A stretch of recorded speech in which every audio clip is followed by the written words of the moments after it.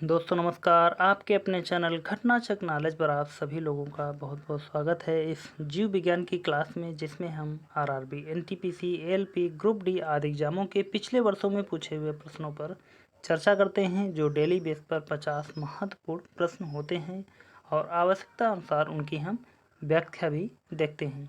यानी कि पहले क्वेश्चन पढ़ेंगे, फिर उसके बाद में आंसर बताएंगे और उसके बाद में उसका सल्यूशन भी दिखाएंगे और सॉल्व करेंगे। तो इस प्रकार प्रत्येक क्वेश्चन बहुत ही इम्पोर्टेंट हो जाता है और पूरी तरीके से समझकर हम आगे बढ़ते हैं, आगे की तरफ अगला क्वेश्चन बढ़ते हैं। तो इस प्रकार यह क्लास आने वाले सभी परीक्षाओं के लिए बहुत ही महत्वपूर्ण साबित होगी। जिस भी एग्ज़ाम में साइंस के क्वेश्चन पूछे जाते हैं उनमें यह रामबाण साबित होगी। तो आने वाले एग्ज़ामों के लिए अपनी तैयारी बेहतर करने के लिए आप इन सभी क्लासों को अवश्य देखें, और अभी तक जिसने भी पिछली क्लासों को नहीं देखा है तो वह चैनल पर जाकर पिछली क्लासों की प्लेलिस्ट बनी हुई है, वहां से इन सभी क्लासों को आप देख सकते हैं। तो चलते हैं, शुरुआत करेंगे हम प्रश्नों से। जो आज के प्रश्न हैं हमारे, लोकप्रिय श्रेणी ऑफलाइन परीक्षा 2001 से 2014 के बीच में पूछे गए वस्तुनिष्ठ प्रारूप के प्रश्न होंगे। अगला प्रश्न देखते हैं।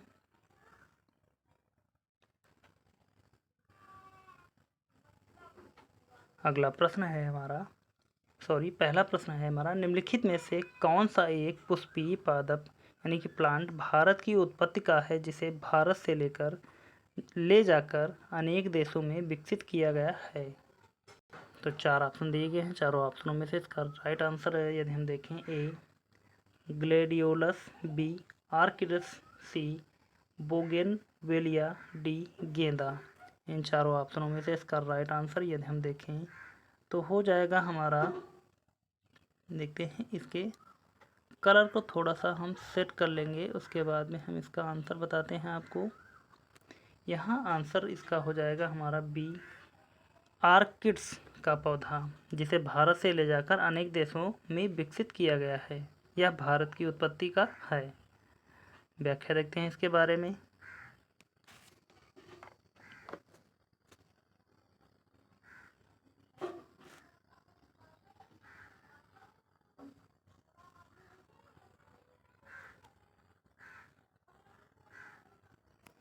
दिया गया आर्किड्स यानी कि आर्किडेसी कुल का पुष्पीय पादप होता है। इसके अंतर्गत 800 गण यानी कि जिनेरिया तथा 22,000 प्रजातियां या स्पेसीज आती हैं।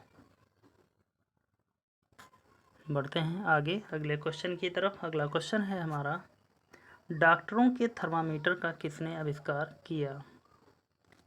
ए फ़ारेनहाइट, बी एडिसन, सी गैलीलियो, डी इनमें से कोई नहीं।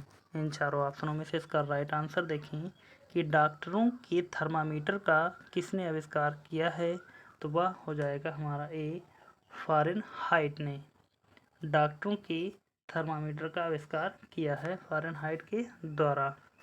व्याख्या देखते हैं इसकी हम। डॉक्टर थर्मामीटर का आविष्कार फ़ारेनहाइट ने सन 1714 में किया था। इन्होंने सन 1724 में ताप पैमाने यानी कि टेम्परेचर स्केल को दिया, जिस फ़ारेनहाइट पैमाने यानी कि फ़ारेनहाइट स्केल कहते हैं। अगला क्वेश्चन, निम्नलिखित में से कौन सी एक नोबेल गैस नहीं है। 4 ऑप्शन दिए गए हैं। ए जीनान, बी आर्गन, सी हीलियम, डी क्लोरीन। तो इन चारों ऑप्शनों में से नोबेल गैस अगर हम पहचान सकते हैं तो पहचान जाए कि कौन कौन सी नोबेल गैस होती हैं। तो यहाँ पर कौन कौन सी हैं, जीनान नोबेल गैस है, हीलियम नोबेल गैस है और आर्गन भी हमारी नोबेल गैस हो जाएगी। तो बचा कौन सा, हमारा डी वाला ऑप्शन सही हो जाएगा। यह हमारी नोबेल गैस नहीं है।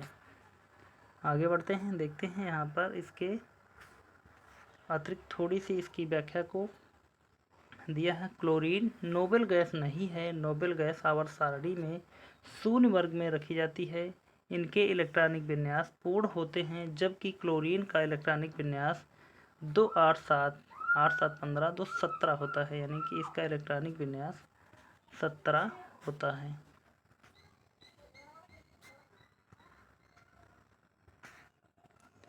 अगला क्वेश्चन दिया गया है, निम्नलिखित में से सर्वाधिक तीव्र गति से विसरण कौन करता है? ए ठोस, बी गैस, सी द्रव, डी इनमें से कोई नहीं। इन चारों ऑप्शनों में से इसका राइट आंसर देखें तो हो जाएगा हमारा बी गैस। निम्नलिखित में से सर्वाधिक तीव्र गति से विसरण कौन करेगा? तो यहाँ पर गैस होगा। अगला क्वेश्चन, ठोस कार्बन डाइऑक्साइड को क्या कहते हैं? ए नरम बर्फ, बी शुष्क बर्फ, सी श्वेत बर्फ, डी इनमें से कोई नहीं। इन चारों ऑप्शनों में से इसका राइट आंसर हो जाएगा हमारा बी शुष्क बर्फ। ठोस कार्बन डाइऑक्साइड को कहते हैं।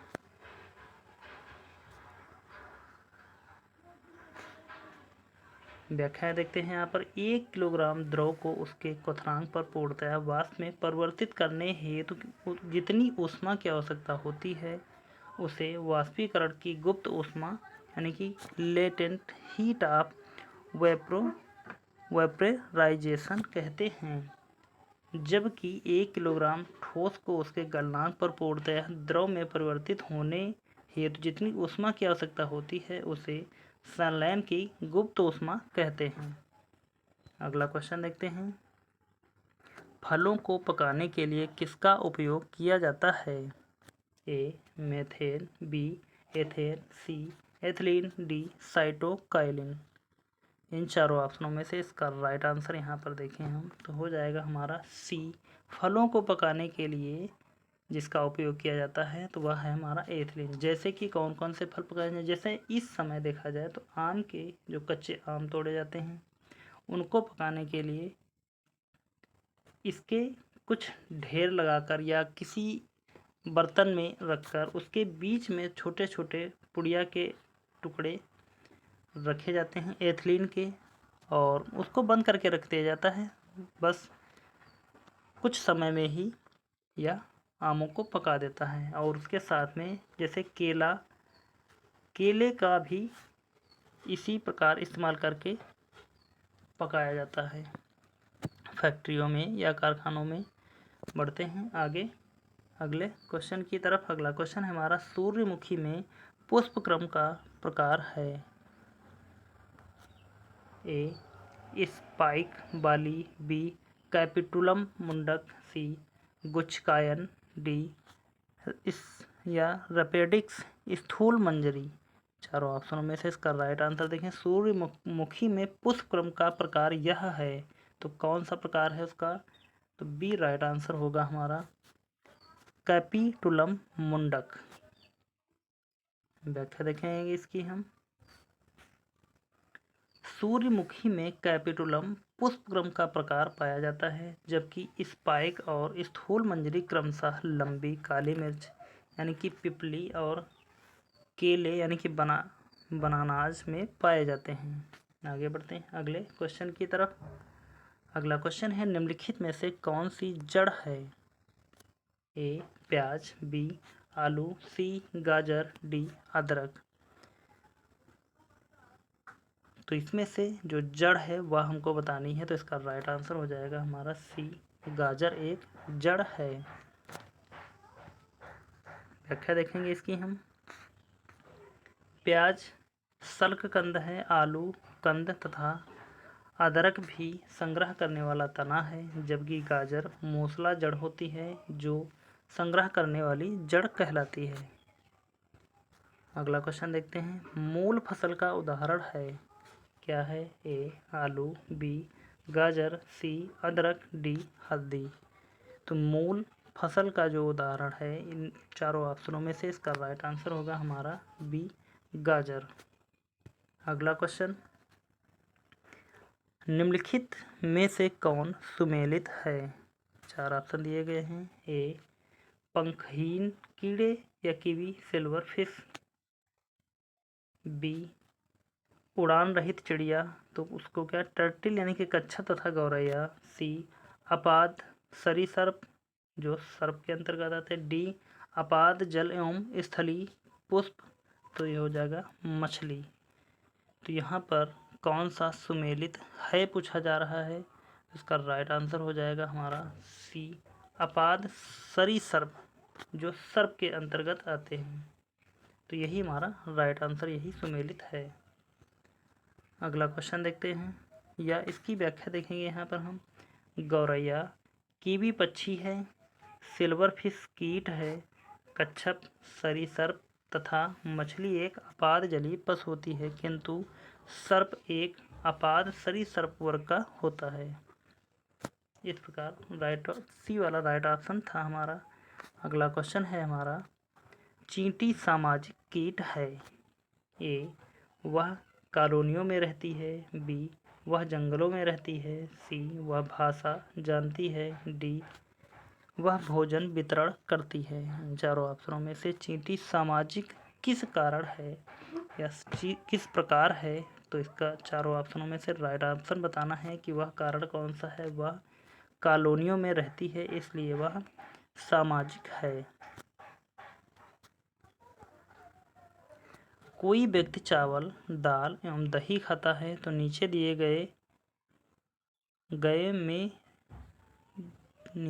गए ऑप्शनों में से इन्हें किसकी कमी होगी। ए, स्टार्च। बी, वसा। सी, विटामिन ए। D, protein. तो यदि कोई व्यक्ति चावल, दाल एवं दही खाता है, तो नीचे दिए गए इनमें से किसकी कमी होगी, तो इसका राइट आंसर होगा सी, विटामिन ए की, क्योंकि चावल, दाल एवं दही में विटामिन ए नहीं प्राप्त होता है। बाकी स्टार्च, चावल से स्टार्च मिल जाएगा, वसा प्रोटीन, इन दाल से प्रोटीन मिल जाएगी, दही से वसा मिल जाएगी। तो इस प्रकार सभी से कुछ ना कुछ मिल जाएगा, लेकिन विटामिन इन तीनों में से किसी में नहीं प्राप्त होगी। बढ़ते हैं अगले क्वेश्चन की तरफ। अगला क्वेश्चन है हमारा, निम्नलिखित में से किस प्रकार के भोजन लेने से लोगों को पौष्टिक आहार मिलता है। ए, सभी प्रकार के गुणों से संपन्न भोजन लेने से। बी, अंकुरित अनाज लेने से। सी, उबला हुआ भोजन खाने से। डी, इनमें से कोई नहीं। इन चारों ऑप्शनों में से इसका राइट आंसर देखें तो हो जाएगा हमारा ए, सभी प्रकार के गुणों से संपन्न भोजन लेने से। अगला क्वेश्चन है, टेस्ट ट्यूब बेबी का अर्थ है। क्या अर्थ है इसका। ए, ट्यूब में निषेचन होना। बी, ट्यूब में अंडाणु और शुक्राणु का मिलना। सी, जाइगोट का बनना। डी, इनमें से कोई नहीं। तो टेस्ट ट्यूब बेबी का अर्थ है इन चारों ऑप्शनों में से इसका राइट आंसर हमारा हो जाएगा ए, ट्यूब में निषेचन होना। व्याख्या देखेंगे थोड़ी सी इसकी हम। टेस्ट ट्यूब बेबी का अर्थ होता है इन विट्रो निषेचन द्वारा अंडाणु तथा शुक्राणु का संयुग्मन कराकर मादा के गर्भाशय में आरोपित करना। अगला क्वेश्चन, इनमें से कौन जीस्ती परीक्षा को स्पष्ट करता है, यानी कि बायोप्सी को स्पष्ट करता है। ए, कृत्रिम वातावरण में जीवन का एक मनोवैज्ञानिक अध्ययन। बी, वातावरण में जीवन के प्रकारों का मूल्यांकन करना। सी, मृत्यु के कारण जानने के लिए मृत्यु के बाद शरीर की परीक्षा करना। डी, एक डॉक्टरी परीक्षण की तकनीकी जिसमें कोष तथा तंतुओं की सहायता ली जाती है। इन चारों ऑप्शनों में से इसका राइट आंसर यहाँ पर देखें तो हो जाएगा हमारा डी, एक डॉक्टरी परीक्षण की तकनीकी जिसमें कोष तथा तंतुओं की सहायता ली जाती है। व्याख्या देखेंगे इसकी हम।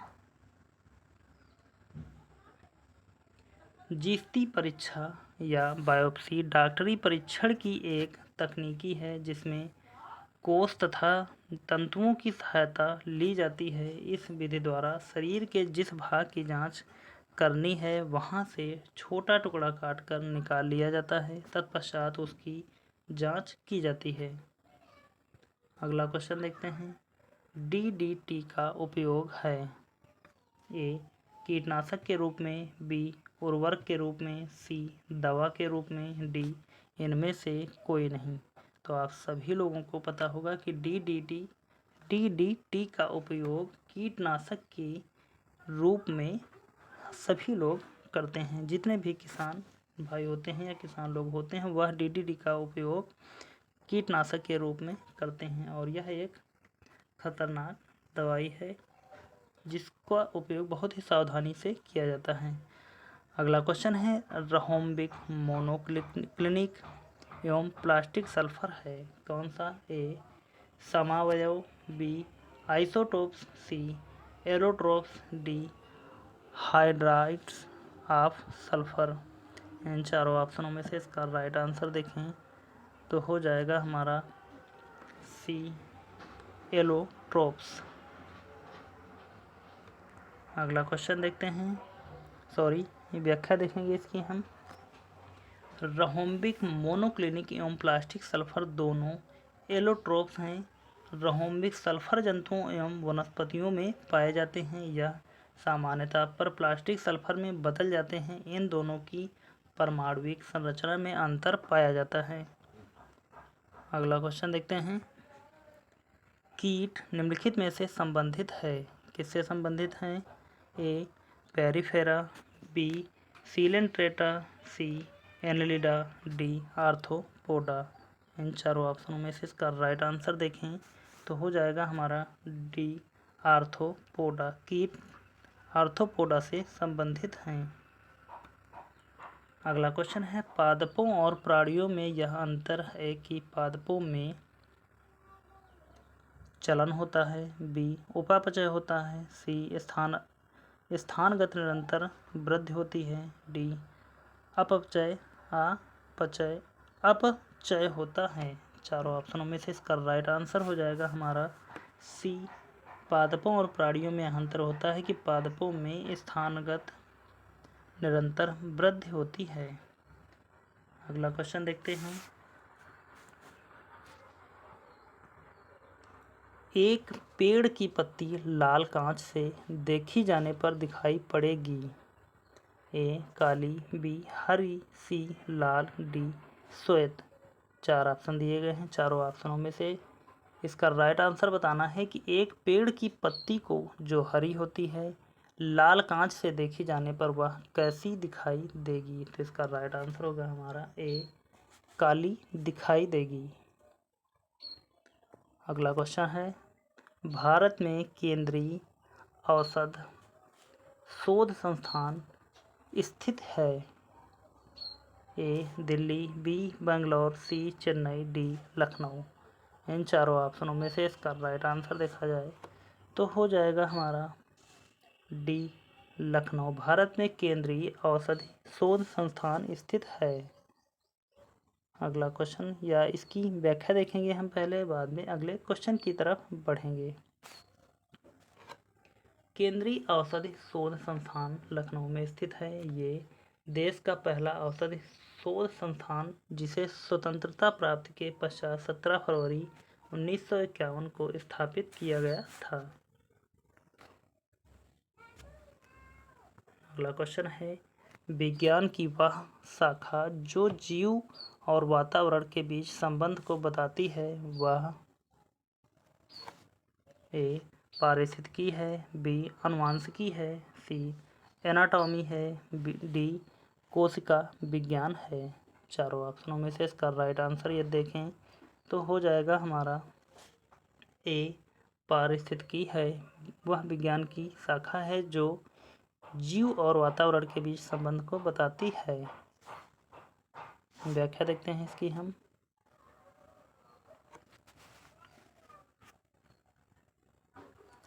दिया गया है, किसी समुदाय के निर्जीव वातावरण तथा उसमें पाए जाने वाले जीवधारियों को सामूहिक रूप से पारितंत्र यानी कि इकोसिस्टम कहते हैं एवं इसके अध्ययन को पारिस्थितिकी यानी कि इकोलॉजी कहते हैं। पारिस्थितिकी शब्द का प्रयोग सर्वप्रथम प्राणी वैज्ञानिक एच रीटर ने 1865 में दिया था।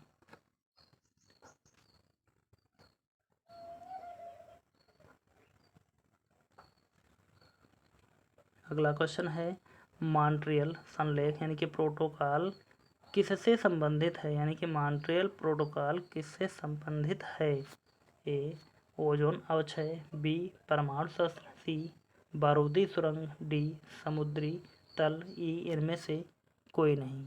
इन चारों ऑप्शनों में से इसका राइट आंसर हो जाएगा हमारा ए मॉन्ट्रियल प्रोटोकॉल ओजोन अवक्षय या ओजोन परत से संबंधित है। व्याख्या देखते हैं इसकी हम।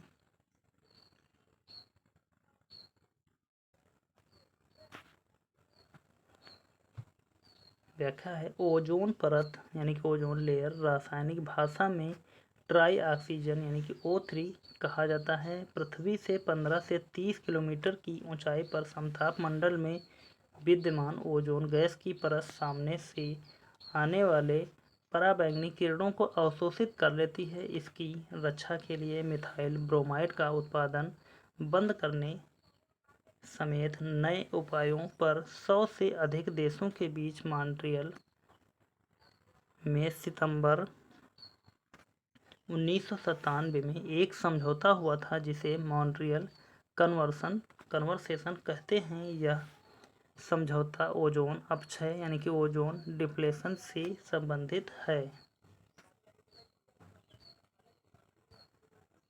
अगला क्वेश्चन है हमारा ओजोन परत के अवक्षय के कारण किस देश में त्वचा कैंसर की दीर्घकालिक क्रोनिक समस्या है। ए ऑस्ट्रेलिया, बी रूस, सी Japan, D Bharat.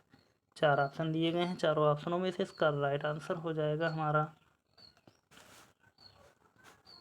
A Australia. व्याख्या देखेंगे इसकी हम। दिया गया है त्वचा कैंसर ओजोन परत के क्षय हो जाने से पराबैंगनी किरणों के कारण होता है। ऑस्ट्रेलिया में ओजोन परत अपेक्षाकृत अधिक पतला होने के कारण वहाँ त्वचा कैंसर की दीर्घकालिक समस्या है। त्वचा कैंसर 3 प्रकार का होता है।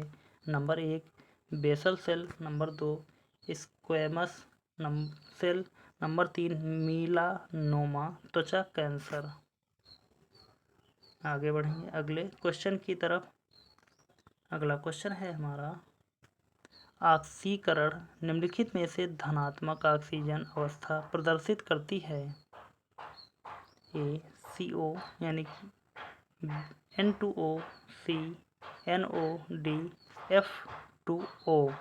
चार ऑप्शन दिए गए हैं। चारों ऑप्शनों में से इसका राइट आंसर हो जाएगा D F2O। अगला क्वेश्चन है पशुओं में मिल्क फीवर बीमारी किसकी कमी के कारण होती है। ए कैल्शियम, बी लोहा। तो मिल्क फीवर बीमारी पशुओं में जो होती है तो वह हो जाएगी कैल्शियम के कमी के कारण। व्याख्या देखेंगे इसकी हम। कैल्शियम की कमी के कारण पशुओं में मिल्क फीवर होता है। इस रोग को हाइपोकैल्सीमिया भी कहते हैं। यह मुख्यतः पशुओं में अधिक आयु में होता है। अगला क्वेश्चन देखते हैं विकास की प्रक्रिया में मनुष्य का सबसे निकटतम प्राणी निम्नलिखित में से कौन है। ए बाघ, बी हिरण, सी गाय, डी बंदर। चार ऑप्शन दिए गए हैं। चारों ऑप्शनों में से इसका राइट आंसर देखें तो हो जाएगा हमारा डी बंदर। विकास की प्रक्रिया में मनुष्य का सबसे निकटतम प्राणी बंदर है।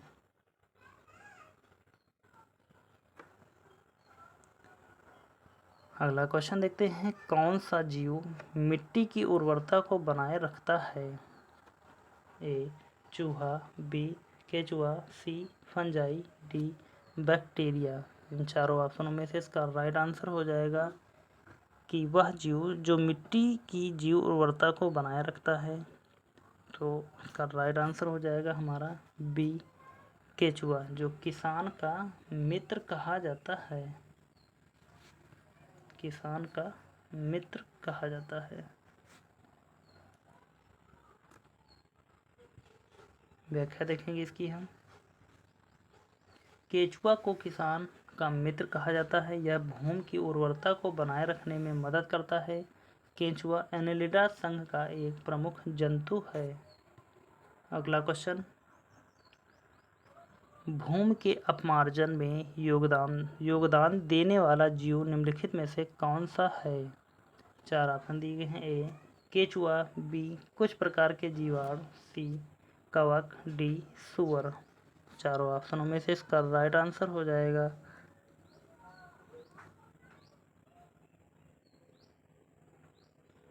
डी सुअर। भूमि के अपमार्जन में योगदान देने वाला जीव सुअर है, जो मनुष्यों या व्यक्तियों के मल को खाकर वहाँ के कचरे को साफ कर देता है।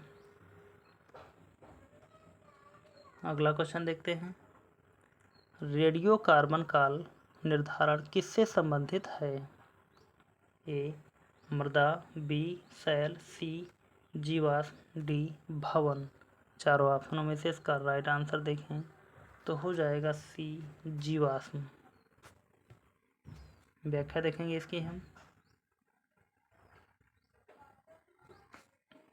रेडियो कार्बन काल निर्धारण विधि का प्रयोग पुरातत्व जीव विज्ञान में जंतुओं एवं पौधों से प्राप्त अवशेषों के आधार पर जीवन काल यानी कि समय चक्र का निर्धारण करने में किया जाता है। पुरातात्विक अवशेषों में उपस्थित कार्बन 14 के आधार पर उसकी आयु की गणना करते हैं।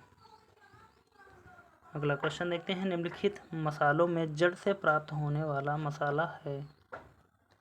ए हल्दी, बी दालचीनी, सी लौंग, डी इनमें से कोई नहीं। इन चारों ऑप्शनों में से इसका राइट आंसर देखें तो हो जाएगा हमारा डी इनमें से कोई नहीं। व्याख्या देखते हैं इसकी हम। उपर्युक्त विकल्पों में से कोई भी मसाला जड़ से नहीं प्राप्त होता है। हल्दी तना, राइजोम तथा लौंग कली से प्राप्त होता है। दालचीनी सिनेमोमम जेलेनिकम नामक वृक्ष की सूखी छाल से या बार्क से प्राप्त होता है। अगला क्वेश्चन देखते हैं। सब्जी के रूप में खाया जाने वाला छत्रक है? कौन सा है? ए शैवाल, बी फफूंदी, सी फर्न, डी मांस। तो सब्जी के रूप में खाया जाने वाला जो छत्रक या जिसको हम मशरूम कहते हैं तो वह क्या है? राइट आंसर होगा हमारा बी फफूंदी। व्याख्या देखते हैं इसकी हम। सब्जी के रूप में खाया जाने वाला छत्रक एक प्रकार का कवक या फफूंद है। इसमें पौधों की तरह प्रकाश संश्लेषण की क्रिया नहीं होती, बल्कि ये कार्बनिक पदार्थों से अपना भोजन प्राप्त करते हैं। अगला क्वेश्चन देखते हैं। निम्नलिखित में से किसमें रक्त नहीं होता किंतु वह श्वास लेता है? ए केचुआ, बी हाइड्रा, सी तिलचट्टा, डी मछली। चार ऑप्शन दिए गए हैं। चारों ऑप्शनों में से इसका राइट आंसर हो जाएगा बी हाइड्रा। व्याख्या देखेंगे इसकी हम। उपरोक्त में से हाइड्रा सभी में देह गुही या द्रव यानी कि बॉडी फ्लूइड के रूप में रुधिर पाया जाता है, किंतु हाइड्रा में बिना रक्त के ही श्वसन होता है, क्योंकि हाइड्रा निडेरिया संघ का एक प्राणी है। इसमें ऊतकी स्तर का शरीर संगठन पाया जाता है। आगे बढ़ते हैं अगले क्वेश्चन की तरफ। अगला क्वेश्चन है हमारा, अदरक एक तना है ना कि एक जड़, क्योंकि ए यह भोज्य पदार्थ संग्रह करती है, बी इसमें पर्व तथा पर्व संधि होते हैं, सी यह जमीन के अंदर होता है, डी यह जमीन के ऊपर होता है। चार ऑप्शन दिए गए हैं। चारों ऑप्शनों में से इसका राइट आंसर हो जाएगा बी इसमें पर्व तथा पर्व संधि होते हैं। अगला क्वेश्चन,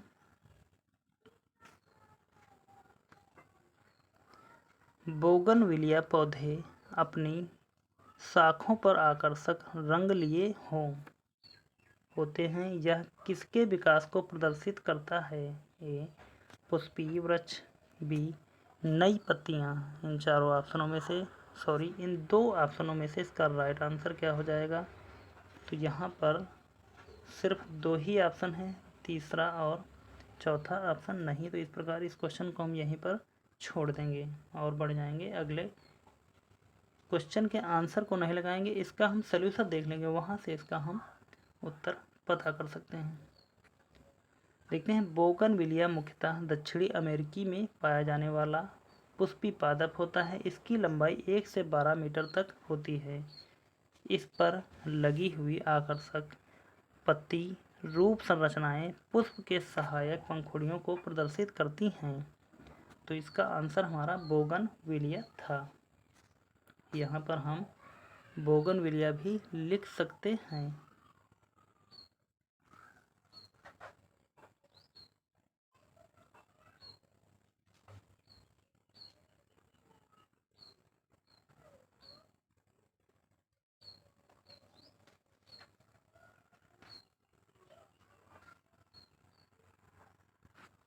तो ऑप्शन क्वेश्चन ही कट हो गया, चलो छोड़ते हैं, अगले क्वेश्चन की तरफ बढ़ते हैं। कौन सा पौधा तीव्र गति से बढ़ता है? ए सुपारी, बी आम, सी यूकेलिप्टस, डी नारियल।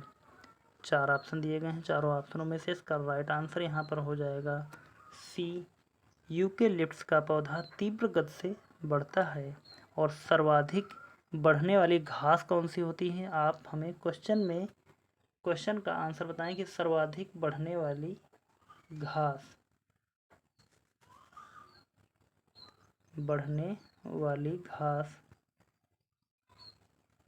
इसका आंसर आप हमें कमेंट में कमेंट करके ज़रूर बताएं। घास कौन सी है? व्याख्या देखते हैं इस प्रश्न की हम।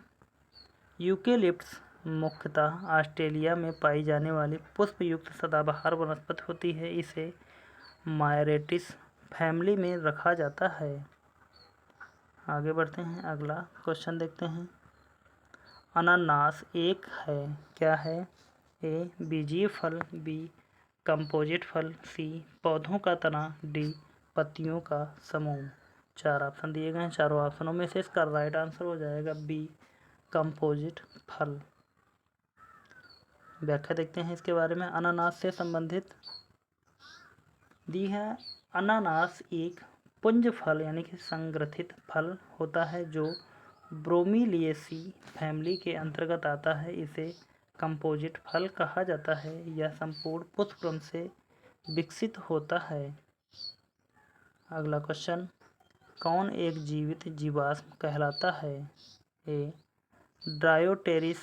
Dryopteris, B cycas, D C pinus, D ginkgo. 4 option दिए गए। चारों ऑप्शनों में से इसका राइट आंसर हो जाएगा डी जिंकगो एक जीवित जीवाश्म कहलाता है। व्याख्या देखते हैं इसकी हम। जिंकगो जिम्नोस्पर्मी प्रजाति के अंतर्गत आने वाली वनस्पति होती है। इसे मेडन हेयर ट्री भी कहा जाता है। इन्हें कोनीफेराइटा समूह के अंतर्गत रखते हैं। अगला क्वेश्चन,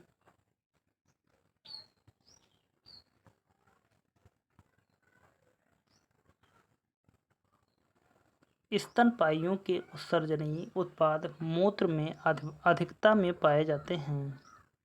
ए अधर पश, बी गुद पश, सी यूरिक अम्ल, डी अमोनिया। 4 ऑप्शन दिए गए हैं। चारों में से इसका राइट आंसर देखें तो यहाँ हो जाएगा यूरिक अम्ल। स्तनपायियों के उत्सर्जनीय उत्पाद में मूत्र में अधिकता में पाए जाते हैं। व्याख्या देखते हैं इसकी हम। स्तनधारियों में उत्सर्जनीय उत्पाद यूरिक अम्ल पाया जाता है जो यूरिया के अमीनो हरण से बनता है। अमोनिया जलीय जंतु बनने वाला उत्सर्जनीय उत्पाद है। अगला क्वेश्चन देखते हैं। धान को प्रभावित करने वाला खैरा रोग निम्नलिखित में से किसकी कमी से होता है? ए जिंक, बी लोहा। यहाँ पर सिर्फ 2 ही ऑप्शन दिए गए हैं। तो धान को प्रभावित करने वाला खैरा रोग जो होता है किसकी कमी से? तो हो जाएगा हमारा जिंक की कमी से। अगला क्वेश्चन देखते हैं। कैंसर से लड़ने के लिए कौन सा जानवर उपयोगी होता है? ए सांप, बी बंदर, सी तारा मछली, डी मछली, ई उपरोक्त में से कोई नहीं। तो जो कैंसर से लड़ने के लिए कौन सा जानवर उपयोगी है, पांचों ऑप्शन में से इसका राइट आंसर बताना है। तो डी हमारा राइट आंसर होगा, मछली।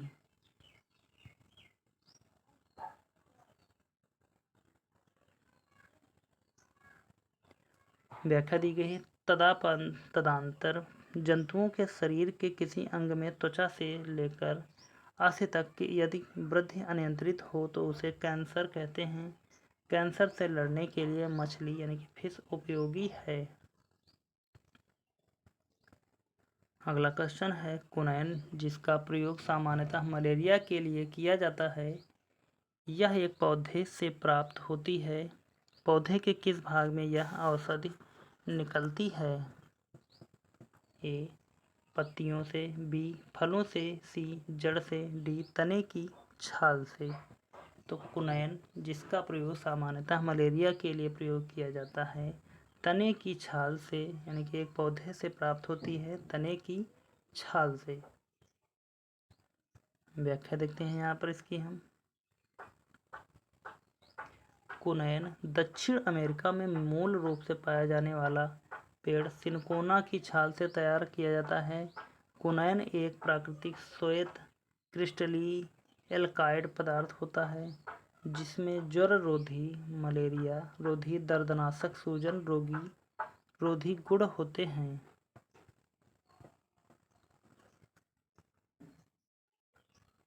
अगला क्वेश्चन है, नाइट्रोजन स्थिरीकरण के लिए जिम्मेदार बैक्टीरिया निम्न के जड़ में पाया जाता है। ए घास, बी सिट्रस पौधे, सी सिम्बी पौधे, डी नीम का पेड़। चार ऑप्शन दिए गए हैं, चारों ऑप्शनों में से इसका राइट आंसर हो जाएगा हमारा सी सिम्बी पौधे। अगला क्वेश्चन, निम्न में से कौन जल तथा कार्बन डाइऑक्साइड को कार्बोहाइड्रेट में बदलता है? ए शैवाल, बी कवक, सी खाद मिट्टी, डी इनमें से कोई नहीं। चार ऑप्शन दिए गए हैं, चारों ऑप्शनों में से इसका राइट आंसर हो जाएगा ए शैवाल। अगला क्वेश्चन या इसकी व्याख्या देखेंगे, उसके बाद में हम अगले क्वेश्चन की तरफ बढ़ते हैं। उपरोक्त अभिक्रिया प्रकाश संश्लेषण क्रिया है। शैवाल के अतिरिक्त शेष सभी क्लोरोफिल युक्त वनस्पतियां नहीं हैं जिनमें प्रकाश संश्लेषण की प्रक्रिया हो सकती है। अगला क्वेश्चन है, आलू किस कुल का पौधा है? ए ग्रैमिनी, बी कंपोजिटी, सी सोलेनेसी, डी कुकुरबिटेसी। चार ऑप्शन दिए गए हैं, जिस ऑप्शन में से आलू एक कुल का पौधा है, तो यहाँ पर जिस कुल का पौधा आलू है उसी का बैंगन भी है, उसी कुल का बैंगन है, टमाटर है,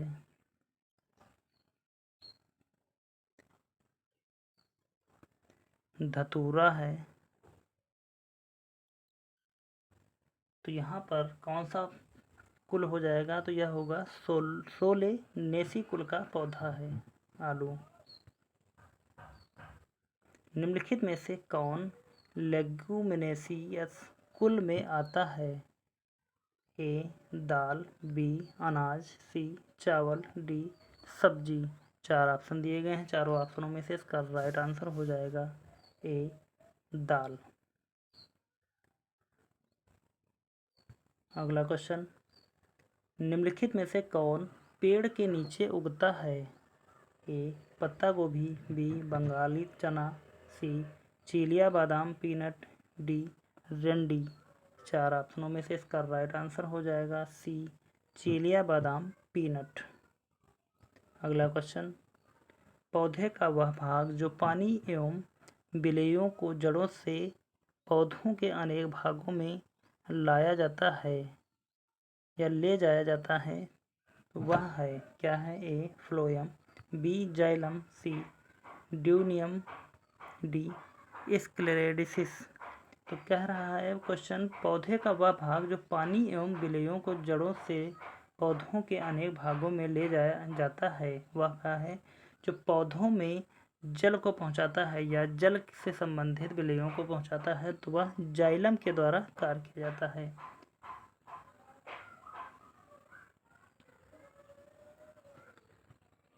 बी, आगे देखते हैं इसकी व्याख्या को।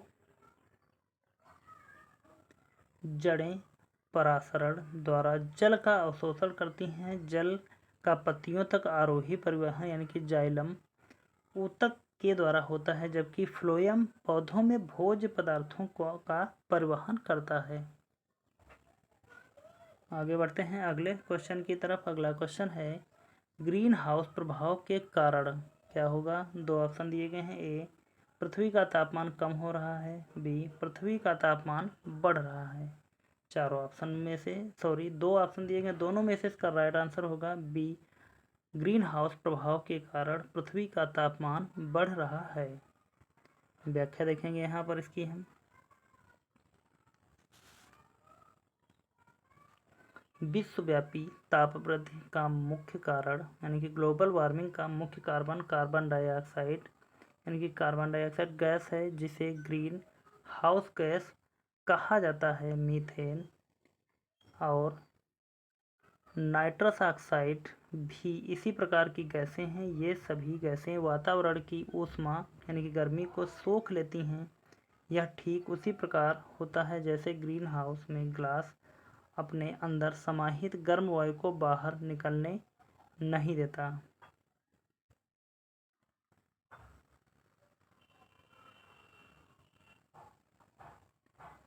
उसे ग्रीन हाउस प्रभाव के नाम से जाना जाता है। ग्रीन हाउस गैसें पृथ्वी पर आ रही सूर्य की किरणों के प्रति तो पारदर्शी होती हैं, किंतु पृथ्वी के परावर्तित इंफ्रारेड रेडिएशन विकिरण को अवशोषित कर लेती हैं। वाहनों व अन्य जगहों पर जलने वाला ईंधन कार्बन डाइऑक्साइड और नाइट्रस ऑक्साइड है के मनुष्य निर्मित प्रमुख स्रोत हैं, जबकि कार्बनिक अवशिष्ट यानी कि ऑर्गेनिक वेस्ट या डिकम्पोजिशन मीथेन का मुख्य स्रोत है।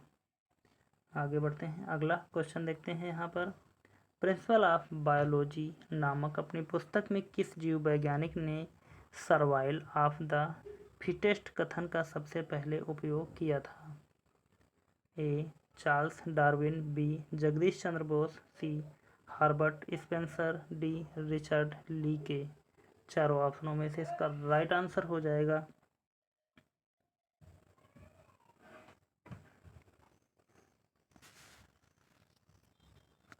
सी, हर्बर्ट स्पेंसर। व्याख्या देखते हैं इसकी हम। सर्वाइवल ऑफ द फिटेस्ट कथन का प्रयोग सर्वप्रथम अंग्रेजी दार्शनिक हर्बर्ट स्पेंसर ने सन 1864 में अपनी पुस्तक प्रिंसिपल ऑफ बायोलॉजी में किया था। चार्ल्स डार्विन ने स्पेंसर के नए वाक्यांश स्वस्थतम की उत्तरजीविता का प्रयोग यानी कि 1859 में अपनी पुस्तक on the origin of speech के 5वें संस्करण में प्राकृतिक चयन के एक समानार्थी शब्द के रूप में किया था। आगे बढ़ते हैं, अगला क्वेश्चन देखेंगे। शैवालों के अध्ययन से जुड़ी वनस्पति शास्त्र की शाखा का नाम है, यानी कि जिसमें शैवालों का अध्ययन किया जाता है उस शाखा का क्या नाम हो जाएगा? A, microbiology. B, phycology. C, agrostology. D, mycology. चार ऑप्शन दिए गए हैं, चारों ऑप्शनों में से इसका राइट आंसर हो जाएगा बी, फाइकोलॉजी। अगला क्वेश्चन है, वायु को शुद्ध करता है कौन शुद्ध करता है? ए, पादप। बी, मनुष्य। सी, ऑक्सीजन। डी, इनमें से कोई नहीं। चारों ऑप्शनों में से इसका राइट आंसर देखा जाए कि वायु को जो शुद्ध करता है वह हो जाएगा ए, पादप यानी कि पेड़ पौधे।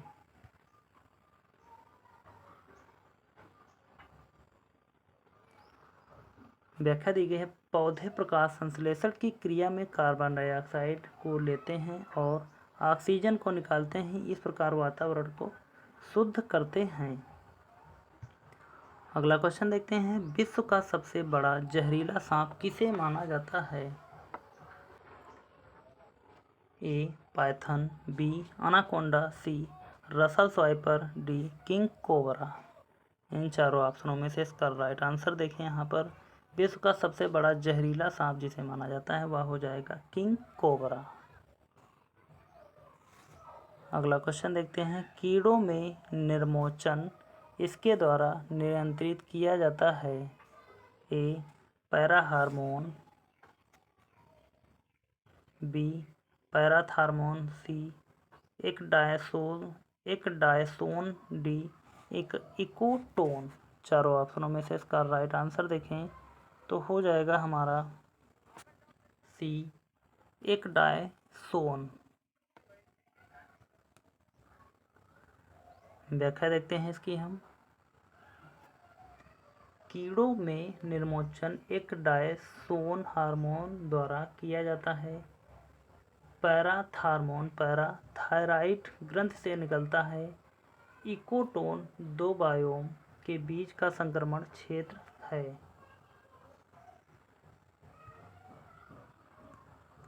अगला क्वेश्चन देखते हैं यहाँ पर, प्रसिद्ध चिकित्सक एवं गणितज्ञ आधुनिक दवाओं का पिता अविसेन्न कहाँ के थे? ए ग्रीक, बी अरबी मुस्लिम, सी भारतीय, डी चीनी, ई मंगोलियाई। चारों ऑप्शनों में से इसका राइट आंसर देखें तो हो जाएगा हमारा बी अरबी मुस्लिम। प्रसिद्ध चिकित्सक एवं गणितज्ञ आधुनिक दवाओं का पिता अविसेन्न कहाँ के थे? तो हो जाएगा अरबी मुस्लिम। तो इस प्रकार आज के 56 प्रश्नों पर, महत्वपूर्ण प्रश्नों पर हमने चर्चा की। उम्मीद करता हूं कि आपने शुरू से लेकर अंत तक इस क्लास को देखा होगा और कितने महत्वपूर्ण क्वेश्चन थे आपने उन सभी के नीचे, जैसे कि यहाँ पर उनका सन दिया गया है, सभी के नीचे दिया गया है, तो आप समझ सकते हैं कि यह बार बार क्वेश्चन रिपीट होने वाले हैं। तो आने वाली परीक्षाओं के लिए यह बहुत ही महत्वपूर्ण साबित होगी क्लासें।